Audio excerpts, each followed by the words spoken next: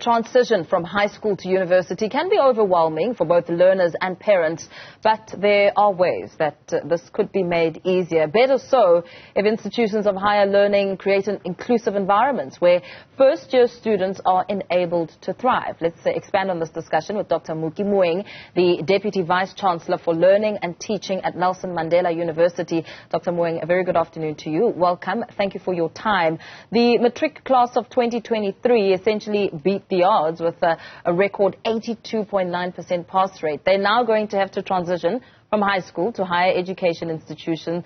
That in itself will need some adjusting. How will they navigate the change in environment? More so if we're cognizant that not every student or household is tech savvy or has connectivity, combined with acknowledging that many students really do struggle with transition.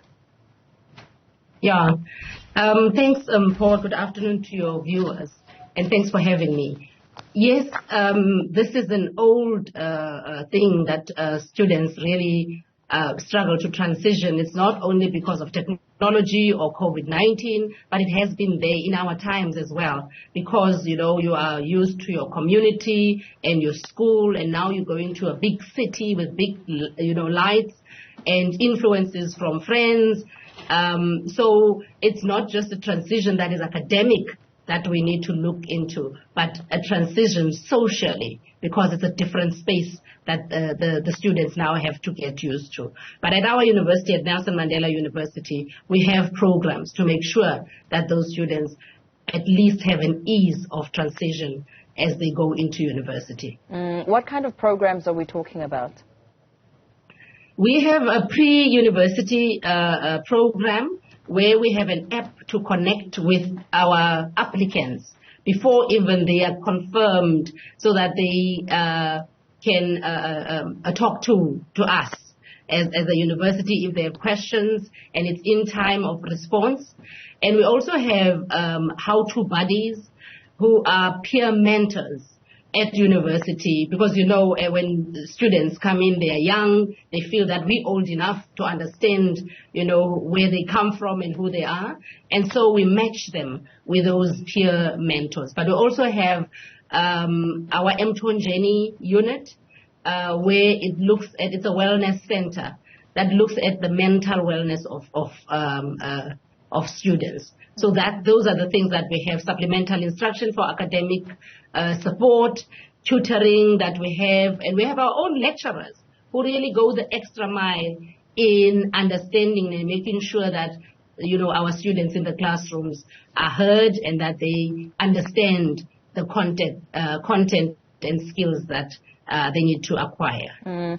Why is it important to acknowledge and in fact be deliberate about understanding that not all students may be tech savvy? It's not as easy as get onto the computer or the laptop and let's get started with this assignment. For some students, they maybe find that quite daunting.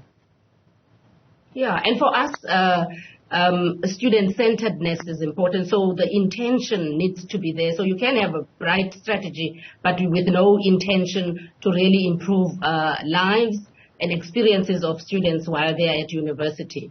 We understand the unevenness and the inequality that our students come from in terms of the schooling that they have, as well as the communities from which they come. So it is important for the university, following a humanizing pedagogy, to be intentional in the programs and processes and practices that we, put in place, so that our students can feel that they are, listened to, they are heard, but they are also assisted, because we know that they don't come from the same, point of reference. As you and I have this discussion, Dr. Moeng, there may be other students or learners who didn't get the results that they had initially hoped for.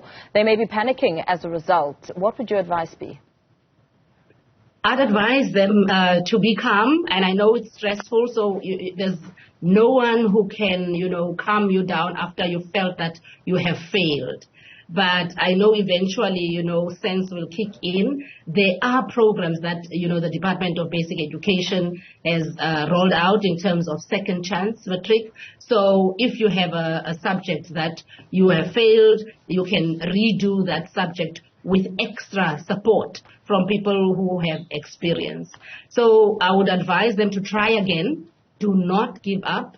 This is not the end of the road.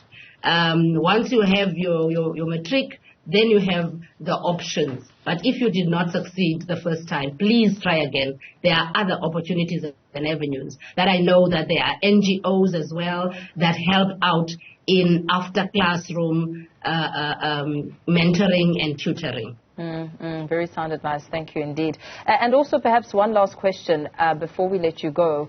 What about the other challenges that those who may be transitioning from high school to university may come across in terms of going into a new environment?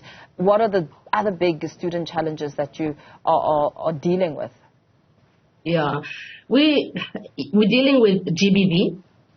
And we need to understand that universities are a microcosm of our society. So the things that our students are experiencing from their communities, some of those things they also experience here because we come as a community from different backgrounds. And therefore, GBV is one of the big issues that we are faced with, mental wellness of students, especially because of social media and this perfectionist idea that when you see something on social media, you think it can be replicated in real life, not understanding that there are real life issues, that come into play. We also see problems with, food security. So we see a lot of hungry students coming onto our campuses, and we have programs in place to make sure that our students who are deserving and do not have the means, to put a plate on the table, that we foresee, we see that they get food parcels and sometimes sanitary towels and all of those toiletries that are needed, on a monthly basis. Very well. Thank you so much for that. Very insightful indeed, Dr. Muki Moeng, Executive Dean of the Faculty of Education.